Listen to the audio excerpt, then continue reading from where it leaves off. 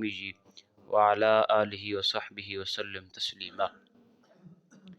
بعد از حمد و صلات، اللہ رب العزت کا بے پایا لطف و کرم اور احسان عظیم ہے کہ جس کی توفیق خاص سے ہم آج ایک مرتبہ پھر درس تصوف میں حاضر ہیں۔ سامعین وقار، جہاں سے میں نے اپنی گفتگو چھوڑی تھی وہیں سے آگے لے کے چلتا ہوں، اور اسی میں تصوف کا سارا ادب آ جائے گا۔ قرآن مجید میں ارشاد اللہ رب العزت نے فرمایا، سیدنا موسیٰ علیہ السلام اور خضر علیہ السلام کا واقعہ، یہ جو آج کوٹ کر رہا ہوں یہ بھی سارا حضور شیخ الاسلام کا ہی ہے۔ اب یہ بات بڑی توجہ طلب ہے، واقعہ موسیٰ و خضر ہے۔ آج کی جتنی گفتگو ہے انتہائی باریکی سے سنیے گا تاکہ آپ کو سمجھ آ جائے، ذرا سا دھیان ادھر ہوا تو پھر وہ رہ جائے گا۔ تو واقعہ موسیٰ و خضر ہے، اور اس کی تفسیر صحیح بخاری سے ہے۔ تفسیر بخاری اور مسلم کی متفق علیہ ہے، اور اللہ رب العزت کی بارگاہ میں موسیٰ علیہ السلام نکلے ہیں، اللہ رب العزت کی بارگاہ میں درخواست کر کے حضرت خضر علیہ السلام سے ملنے، اللہ کے مقرب بندوں میں سے ایک بندے کو ملنے۔ حضرت خضر علیہ السلام کون تھے؟ بعضوں نے کہا نبی تھے، بعضوں نے کہا ولی تھے، اور اکثریت نے کہا ولی تھے، اور جمہور اور اکثریت ائمہ نے اتفاق کیا کہ وہ آج تک زندہ ہیں، اور وہ ملنے والوں کو آج بھی ملتے ہیں، اور لوگ ان سے اکتساب فیض بھی کرتے ہیں۔ اب موسیٰ علیہ السلام گئے حضرت خضر علیہ السلام کی زیارت کے لیے۔ خضر علیہ السلام قول اصح اور قول جمہور کے مطابق ولی ہیں، نبی نہیں، اور قول بعد کے مطابق نبی ہیں۔ اگر نبی بھی ہوں تو درجے میں موسیٰ علیہ السلام سے کم ہیں، کیونکہ موسیٰ علیہ السلام رسول ہیں اور خضر علیہ السلام نبی ہیں یا ولی ہیں۔ چونکہ موسیٰ علیہ السلام اولو العزم 5 رسولوں میں سے ہیں، ایک حضرت نوح علیہ السلام ہیں، ابراہیم، موسیٰ اور عیسیٰ اور سید الانبیاء علیہ السلام، یہ اولو العزم 5 رسول ہیں، تو ان کا درجہ ہر صورت حضرت خضر سے بلند ہے۔ اب پہلا سوال یہ پیدا ہوتا ہے کہ قرآن بتا رہا ہے کہ رب کائنات نے بھیجا حضرت موسیٰ کو حضرت خضر علیہ السلام سے ملاقات کے لیے۔ اب افضل مفضول کی طرف جا رہا ہے، اعلیٰ ادنیٰ کی طرف جا رہا ہے۔ اعلیٰ کو بھیجا ادنیٰ کی طرف، نبی کی طرف رسول جا رہا ہے، تو مرتبے میں کیوں وجہ؟ مرتبے میں تو رسول بڑے ہیں، رسول بڑا ہے، نبی چھوٹا ہے مرتبے میں، تو کیوں بھیجا؟ تو قاعدہ تو یہ تھا نا کہ ادنیٰ اعلیٰ کی طرف آئے، ادنیٰ اعلیٰ کی طرف آئے، ولی نبی کی طرف آئے، مگر موسیٰ علیہ السلام کو بھیجا کہ ان کی ملاقات کے لیے جاؤ۔ قاعدہ یہ ہے شریعت میں، ولی کا عمل سنت نہیں بنتا۔ کیا؟ ولی کا عمل سنت نہیں بنتا۔ اب میں سبب جواب دیتا ہوں کہ کیوں بھیجا۔ اگر ولی جائے نبی کی طرف تو شریعت میں جواز ثابت ہوتا ہے، جانا ثابت ہوتا ہے کسی کے پاس، تو شریعت کا سنت ہونا ثابت نہیں ہوتا۔ ولی کے عمل سے کسی عمل کا جائز ہونا ثابت ہوتا ہے، بابرکت ہونا ثابت ہوتا ہے، اور اگر وہ عمل نبی اور رسول صادر کرے تو وہ عمل سنت بن جاتا ہے۔ شریعت بن جاتا ہے۔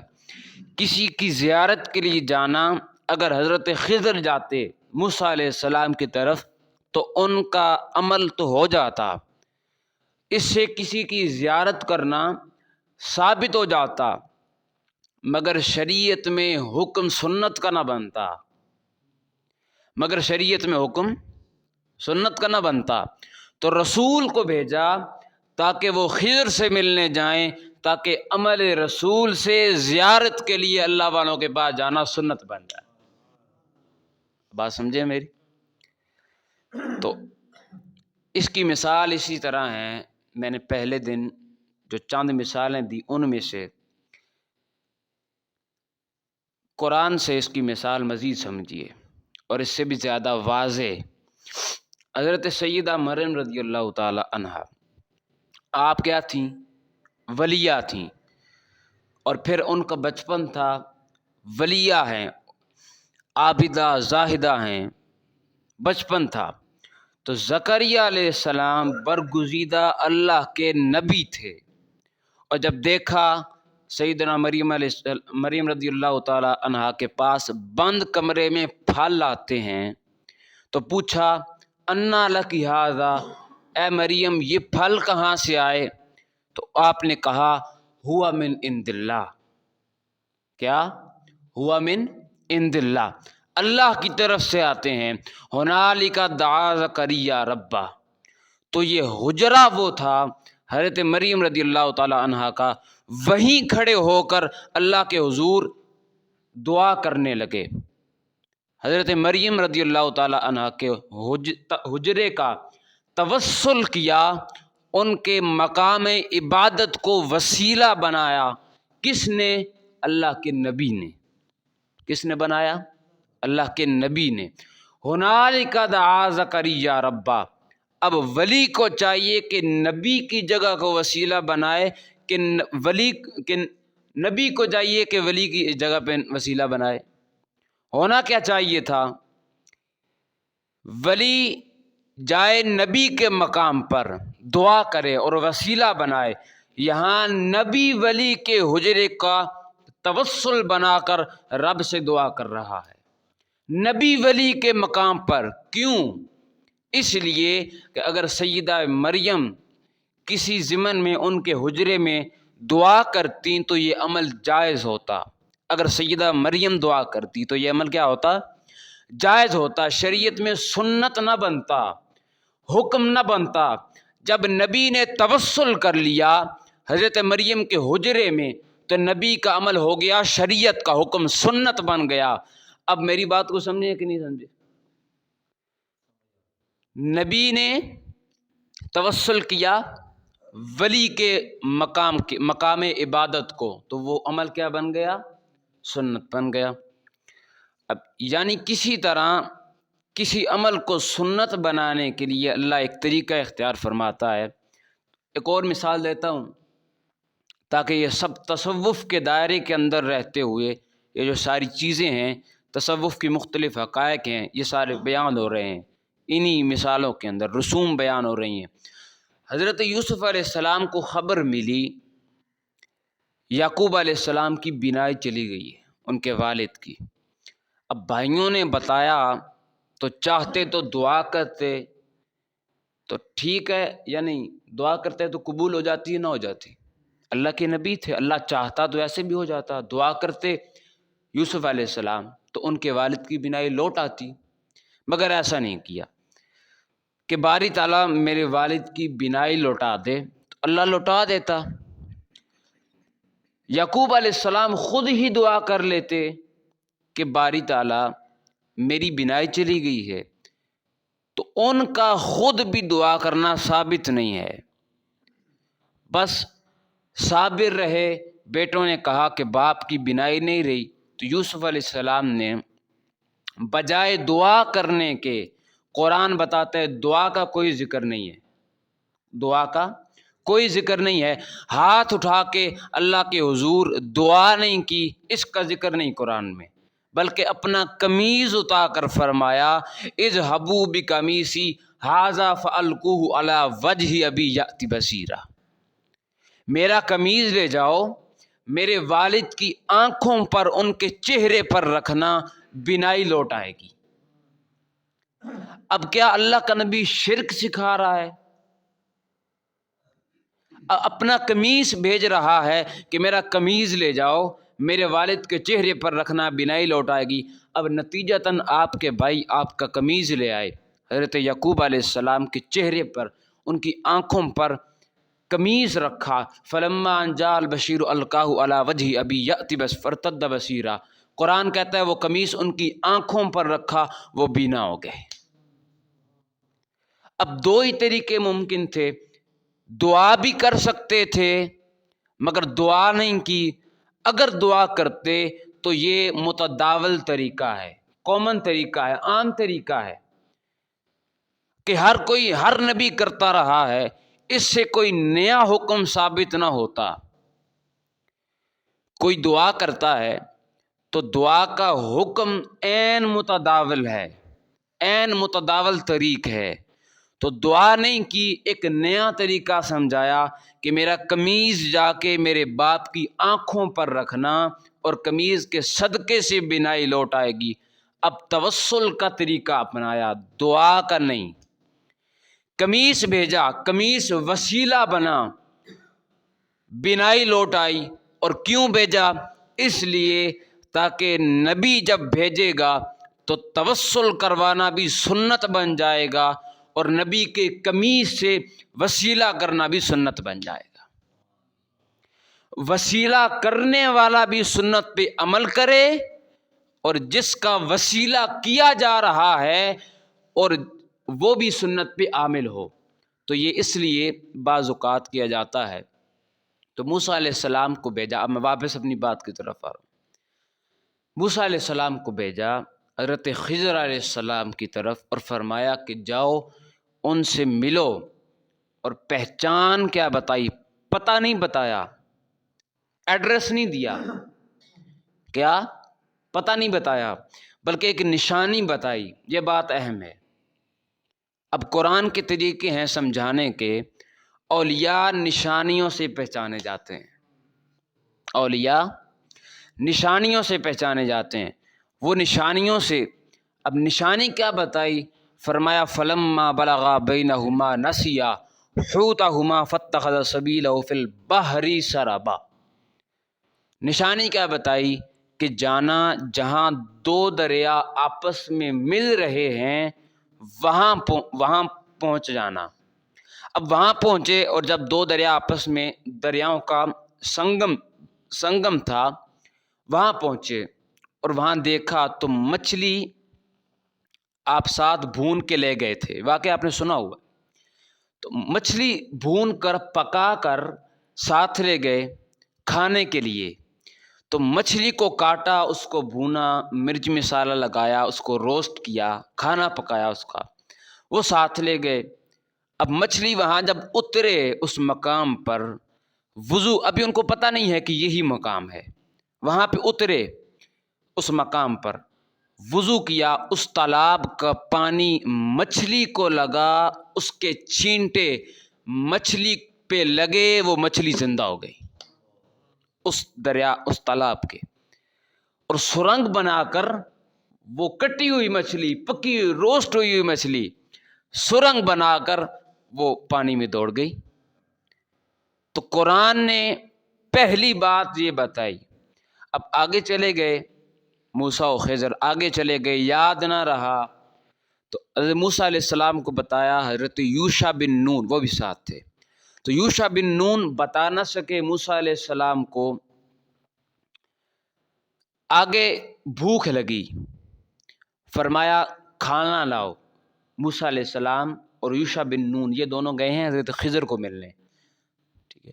تو یوشع بن نون نے، آپ نے فرمایا، عرض کیا کہ وہ تو مچھلی مجھے یاد نہیں رہا، آپ کو بتا نہیں سکا، وہ جس تالاب پہ ہم رکے تھے نا، اس پانی کے چھینٹوں سے زندہ ہو کر وہ تو بھاگ گئی تھی۔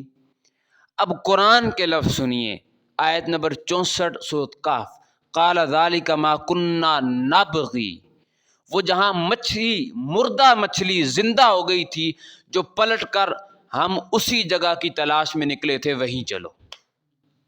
چل پڑے جہاں مردہ زندہ ہو گیا تھا۔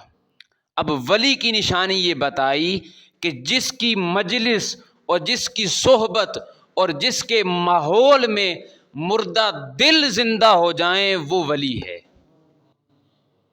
کیا؟ جس کی مجلس میں مردہ دل زندہ ہو جائیں وہ کیا ہے؟ وہ ولی ہے۔ اب وہ دونوں اپنے قدموں کے نشانوں پر واپس پلٹے۔ قرآن بتاتا ہے جب وہاں پہنچے فوجد عبدا من عبادنا آتیناہ رحمتا من عندنا وعلمناہ من لدنا علما۔ اب 3 لفظ نے فرمایا جب وہاں پہنچے، جب مردہ مچھلی حضرت خضر کے ماحول کی وجہ سے جہاں وہ سانس لیتے تھے، حضرت خضر جہاں سانس لیتے، حضرت موسیٰ علیہ السلام جس پانی میں غسل کرتے، وضو کرتے، اس آب و ہوا کی برکت کا عالم یہ تھا کہ مردہ مچھلی زندہ ہو گئی۔ کیا؟ مردہ مچھلی زندہ ہو گئی۔ جب فضا میں ولی سانس لیتا ہے، خضر علیہ السلام جس مجلس میں ولی بیٹھتا ہے، اگر تسلسل کے ساتھ اس کی صحبت میں ارادہ خالص کے ساتھ بیٹھا جائے تو مردہ دل مچھلی کی طرح زندہ ہو جاتے ہیں۔ یہ ہے تصوف، یہ ہے اولیاء کی صحبت، ولیوں کی صحبت۔ اور قرآن کہتا ہے فوجدا، جب وہاں پہنچے تو انہوں نے ہمارے بندوں میں سے بندہ خاص کو پا لیا، جہاں موت حیات میں بدل گئی تھی، جہاں موت مردہ مچھلی حیات زندگی میں بدل گئی تھی۔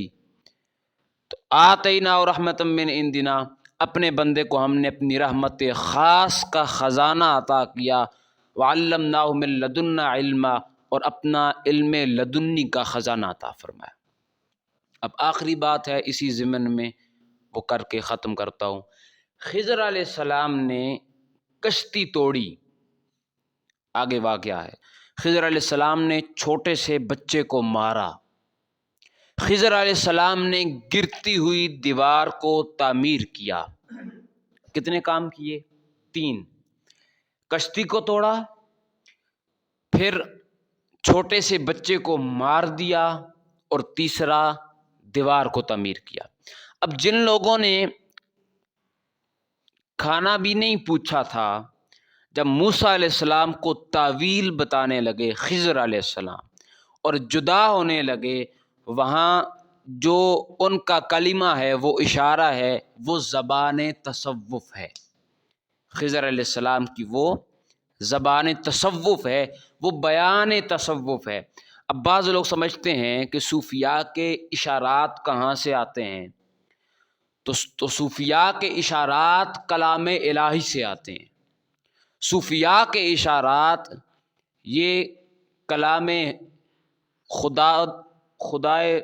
خداوند محبوب سے آتے ہیں۔ تو تصوف نرا ادب کا نام ہے، تصوف معیت الہیہ کا نام ہے، تصوف تعلق باللہ ہے، کمال ادب کا نام ہے تصوف۔ اب اس مقام پر تصوف کا سبق دیکھیے، سلوک و طریقت کا سبق دیکھیے۔ وہ کیا؟ جب خضر علیہ السلام تفصیل بیان کرنے لگے کہ یہ تینوں واقعات جو کیے، ان کی تعویل اور مراد کیا ہے، وجہ کیا ہے، ایکسکیوز دیا، تو آیت نمبر 79، 80، 81 اور 82، 79 تا 82، یہ 3 لفظ ہیں قابل توجہ۔ اس میں کل صوفیاء کے عارفانہ اشارات اور تصوف کا صوفیانہ ادب ہے، یہ بنیاد ہے یہ بات۔ اب کشتی توڑی کس نے توڑی؟ حضرت خضر علیہ السلام۔ بولیے کس نے؟ خضر علیہ السلام۔ تو توڑنے کا ارادہ کس نے کیا؟ خضر علیہ السلام نے۔ بچے کو مارا کس نے مارا؟ خضر علیہ السلام نے۔ دیوار تعمیر کر دی گرتی ہوئی، ان یتیموں کا مال بچانے کے لیے کس نے کیا؟ خضر علیہ السلام نے۔ کوئی دوسرا تو نہیں ہے۔ اب وہی خضر علیہ السلام کشتی توڑتے ہیں، کشتی توڑنے والے وہی خضر علیہ السلام، بچے کو مارنے والے وہی دیوار تعمیر کرنے والے ہیں۔ اب تینوں واقعات کی تعبیر کرتے ہیں، کشتی توڑنے کا ذکر کرتے ہوئے فرماتے ہیں اما السفینۃ فکانت لمساکین یعملون فی البحر فاردت ان اعیبھا، وہ جو کشتی تھی حضرت موسیٰ علیہ السلام، وہ میں نے اس لیے توڑی، وہ غریب لوگوں کی تھی اور وہ دریا میں محنت مزدوری کرتے تھے۔ فَأَرَدتُّ أَنْ أَعِيبَهَا، یہ قابل توجہ لفظ ہے۔ اب یہاں پہ رک کے ایک قاعدہ بتانے لگا ہوں عربی کا۔ عربی کے اندر جو تا ہے، تا پیش تو ہے، یہ ضمیر ہے۔ یہ کیا ہے؟ ضمیر ہے۔ جس طرح ہم انگلش میں بولتے ہیں آئی، اپنے لیے کیا بولتے ہیں؟ آئی، میں، اور زیادہ ہوں تو کیا بولتے ہیں؟ ہم، وی۔ تو عربک میں ایسا ہوتا ہے، اپنے لیے بولنا ہو تو بولتے ہیں تو، کیا بولتے ہیں؟ تو، میں، اور زیادہ ہوں تو کیا بولتے ہیں؟ نا، کیا بولتے ہیں؟ نا۔ اور پھر یہ دو باتیں، دو ضمیریں، ایک تو ہوتی ہے کہ میں، ایک ہوتا ہے نا، ہم، یہ دو ضمیریں۔ پھر آگے ایک تیسری، اسی جو آگے بات آ رہی ہے، وہ ایک ضمیر ہوتی ہے کا، کیا؟ کا ہوتی ہے، کا مخاطب کی ضمیر ہوتی ہے کہ تو، جیسے مسمو کا، آپ کا نام کیا ہے، ٹھیک ہے، مسمو کا، آپ کا نام کیا ہے۔ تو یہ تین ضمیریں میں نے آپ کو بتا دی، اس کے معنی بتا دیے۔ اب آپ سنیے، تو فرمایا فَأَرَدتُّ أَنْ أَعِيبَهَا، یہ قابل توجہ لفظ ہے، تاکہ عارفانہ اشارات اور تصوف کا صوفیانہ ادب یہ بنیاد ہے۔ تو کشتی توڑی کس نے تھی؟ خضر علیہ السلام نے۔ کشتی توڑنے کا ارادہ کس نے کیا؟ خضر علیہ السلام نے۔ بچے کو مارا، دیوار تعمیر کر دی، ان یتیموں کا مال بچانے کے لیے، یہ سارے معاملات کوئی دوسرا کرنے والا نہیں تھا، خضر علیہ السلام تھے۔ خضر علیہ السلام بچے کو مارنے والے ہیں، وہی دیوار تعمیر کرنے والے ہیں۔ اب تینوں واقعات کی تعبیر کر رہے ہیں، کشتی توڑنے کا ذکر کرتے ہیں۔ فرماتے ہیں اما السفینۃ فکانت لمساکین یعملون فی البحر، وہ جو کشتی تھی اے حضرت موسیٰ، وہ میں نے اس لیے توڑی تھی، وہ غریب لوگوں کی تھی، وہ دریا میں محنت مزدوری کرتے تھے۔ فَأَرَدتُّ أَنْ أَعِيبَهَا، میں نے ارادہ کیا، فَأَرَدتُّ، ارادہ یرید، میں نے ارادہ کیا، فَأَرَدتُّ، میں نے ارادہ کیا اس کشتی کو عیب دار کر دوں، اس کشتی کو عیب دار کر دوں۔ میں نے ارادہ کیا کشتی کو توڑ کر عیب دار کر دوں۔ اب یہ دو باتیں ہیں، ایک تصوف کا ادب ہے، ایک تصوف کا مقام ہے، دو نقطے ہیں۔ پہلے ادب سنیں، چونکہ عیب دار کرنے کا ذکر کس کا ہو رہا ہے؟ عیب کا، کشتی کا، کہ اس کو عیب دار کر دوں، سو نسبت فعل کی، اس عمل کی، کشتی کو عیب دار کرنے کی ساری نسبت اس فعل کو اپنی ذات کی طرف کر لی۔ فَأَرَدتُّ، میں نے ارادہ کیا۔ تو تصوف کا ادب یہ ہے کہ عیب کی بات ہو، عیب کی بات، کیا؟ فالٹ کی بات ہو، اب سمجھا رہی ہے؟ عیب کی بات ہو تو ساری صوفی اپنی طرف منسوب کرتا ہے۔ اگر عیب کا معاملہ ہو، فالٹ کا معاملہ ہو، کمی کی بات ہو، کجی کی بات ہو، تو صوفی کیا کرتا ہے؟ سارا معاملہ اپنی طرف منسوب کرتا ہے۔ تو فرمایا فَأَرَدتُّ أَنْ أَعِيبَهَا، کہ میں نے ارادہ کیا اسے عیب دار کر دوں تاکہ ظالم بادشاہ قبضے میں نہ لے لے۔ اب ادھر فَأَرَدتُّ کو یاد رکھیں، ذہن میں رکھیں۔ اب اگلی آیت پہ آئیے، تین آیتیں ہیں، اگلی آیت پہ آئیے۔ جب اس بچے کو مارا، اب دوسرا واقعہ، بچے کو مار دیا جو بڑا ہو کر کافر بننے والا تھا، اپنے والدین کو بھی گمراہ کرتا اور خود بھی گمراہ تھا، تو اس کے مارنے کی بات کی تو فرمایا فَأَرَدْنَا أَن يُبْدِلَهُمَا رَبُّهُمَا خَيْرًا مِّنْهُ زَكَاةً وَأَقْرَبَ رُحْمًا، ہم نے ارادہ کیا تو فَأَرَدْنَا، کیا کہا تھا؟ زیادہ ہو تو کیا کہتے ہیں؟ نا، فَأَرَدْنَا، ہم نے ارادہ کیا۔ اب ہم میں کون آ گیا؟ اس کو سمجھیے، وہاں بھی خضر تھے پہلے واقعے میں، کشتی توڑنے کے واقعے میں خضر تھے صرف، یہاں بھی خضر علیہ السلام ہیں، وہاں کہا فَأَرَدْتُ، ادھر بھی اکیلے تھے لیکن کیا کہا فَأَرَدْتُ، ادھر بھی اسی طرح ہے کہ اب وہ بچہ جس نے کافر بننا تھا اس کے انجام کفر سے اسے بچا لیا، اس کے ماں باپ کو گمراہی سے بچا لیا، اب اس کا تذکرہ کرتے ہوئے فرماتے ہیں فَأَرَدْنَا، ہم نے ارادہ کیا ان کا رب انہیں نعم البدل عطا کر دے۔ تو اس میں دو باتیں تھیں، ایک مارنے کی، ایک نعمت بدل دینے کی، نعم البدل دینے کی۔ تو مارنے کی بات تھی عیب کی، فالٹ کی بات تھی، کیا مارنے کی بات عیب کی تھی، نعم البدل کی بات اچھائی کی تھی۔ تو اپنے ساتھ رب کا ذکر شامل کر لیا کہ نعم البدل رب دے، مارنے کا کام میں کرتا ہوں۔ یہ ادب ہے تصوف کا۔